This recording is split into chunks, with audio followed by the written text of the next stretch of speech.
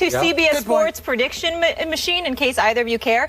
They have the Packers beating the Colts 31-28 in Super Bowl 50 without Jordy Nelson. So there's that little nugget for you. Was it without Jordy Nelson? Without, because they said after they recalculated they did it again. All right. All right, moving on here.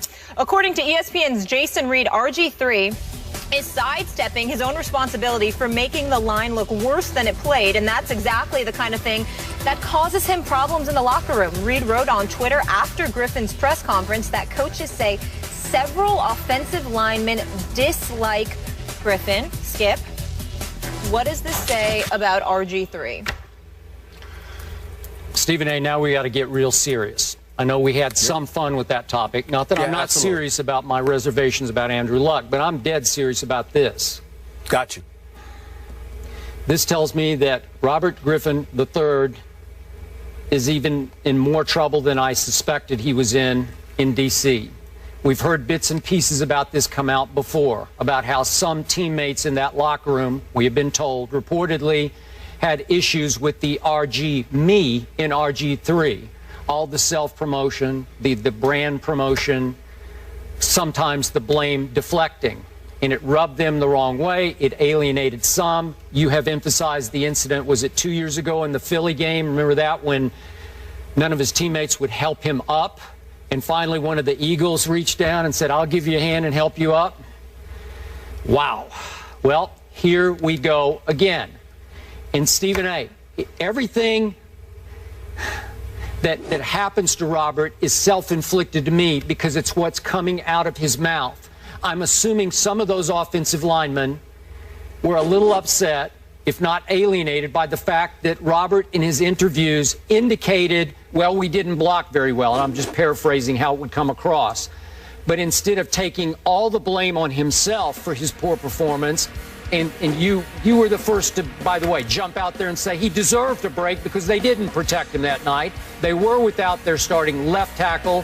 What is he, a two-time Pro Bowler, and Trent Williams? He came back to practice this week. I'm not sure if he's going to be able to play on a sprained foot, so that could put RG3 in jeopardy again, obviously, tomorrow night in Baltimore against those not in such a good mood Ravens at this point. But it's coming across through his interviews that he will not accept full blame for his poor performances. That can be, as you well know from all the teams that you have covered, that can be lethal in a locker room. Everything keeps coming back to what Robert says. I keep saying, stop talking. You need to put your, so to speak, money where your mouth is, your performance where your mouth is. You need to let your actions speak. From here on, you don't need to speak much at all. But he insists on speaking, even though they're trying to curtail it to just once a week. Yep. And yet, in his once this week, Stephen A., I'm probably reading between the lines, but Robert threw out this cryptic reference to how he didn't even know he had a concussion, that he went in after he got hurt, and they pulled him finally after he got rocked. He said, I took a shower and I was preparing to watch the rest of the game in the locker room, and they came in and told me, oh, we need to enforce the concussion protocol here. And he dropped the hint publicly that they say I had a concussion when maybe I didn't have a concussion. It's always Robert versus the head coach, Robert versus the executives, whoever it is. It's always drama, daily drama and crisis with RG3 instead of daily performance by RG3. So, again, this is just another indication to our point yesterday, thanks to Joe Theismann, that tomorrow night in Baltimore is going to be the biggest game of Robert Griffin III's career. Skip Bayless, what shocks me about this subject matter is that it's news. Because as we've watched this offensive line, have they been anything short of offensive? I mean, true. I agree. Let's take into consideration. What I would say to you is that let's be careful about accusing them, however, of intentionally being negligent in their responsibilities. They just may not be very good. This is a team that gave up true. In RG3's 9 starts last year, 7 starts last year, 9 games he played, he was sacked 33 times. 33 times in 7 starts, okay? 9 games overall, 7 starts. But then you look down, Skip, Colt McCoy played 5 games. Yep. Started 4. He was sacked 17 times. Overall, the Redskins gave up 58 sacks last year. Do you know how sorry you have to be to give up 58 sacks? I don't care if the quarterback is holding on to the ball too long because he's shopping for Christmas presents, sitting there ordering Thanksgiving dinner to be catered, chilling out, calling his woman and saying, "What's up, baby? I miss you." I don't care what he's doing. 58 sacks? You know how bad you have to be to give up 58 sacks? I mean, Molly, can I get an amen? I mean, good Lord. Amen. 58 sacks? You've got to really stink up the joint to give up that many sacks. So again, that's right, be a witness. Amen. The point is this. If you're going to give up that many sacks, it's hard for me to say that, oh, you got an issue with RG3. You might just have an issue with doing your job because it's just too damn challenging because you clearly ain't good at it as a unit. Now, when it comes to RG3, you're right, Skip Bayless. Got to pipe it down. Got to understand that when you are the quarterback and you are the leader, you got to take blame even when it ain't yours to take. That's right. Because that's what leaders do. That's right. He does have to understand that. Yep. He has to grow. He has to recognize that, look, people going to say stuff. You just got to eat it. You just got to take it. Yep. There's nothing you can do about it, period.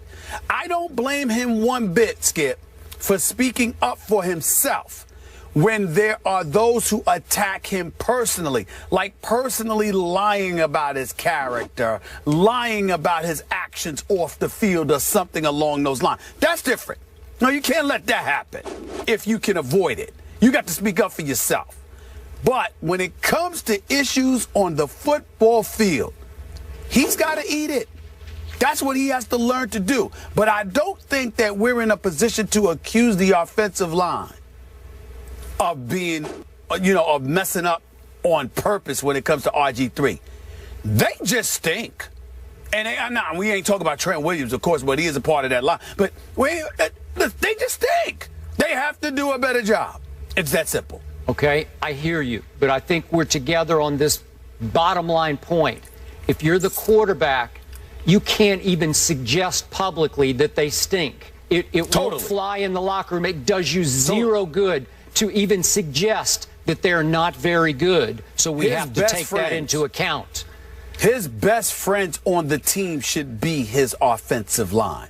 He should be treating them to dinner. He should be inviting them over for dinner. He should be buying them watches. He should be Christmas shopping for them.